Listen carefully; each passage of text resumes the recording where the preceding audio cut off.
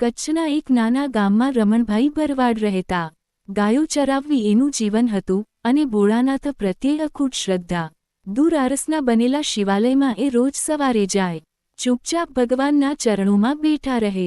બીજ બધા ભક્તો શ્લોક બોલતા, દેવતાની કથાઓ કરતા.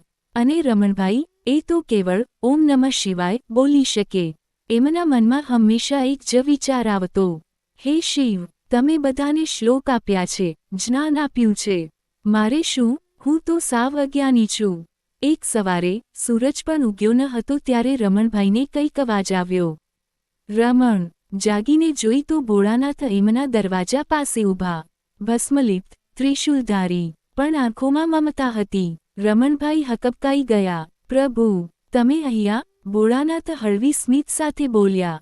હા રમણ, તું તો રોજ મને મળે છે. કોઈ શ્લોક વિના, કોઈ માંગ્યા વિના. આજે મને લાગ્યું કે ચાલ તારા ઘરે આવીને તને મળું. એ સાંભળીને રમણભાઈના આંખમાંથી આંસુ વહેવા લાગ્યા. તેણે શીખી લીધું, પ્રેમભરી ભક્તિ કોઈ પણ મંત્રથી ઊંચી હોય છે.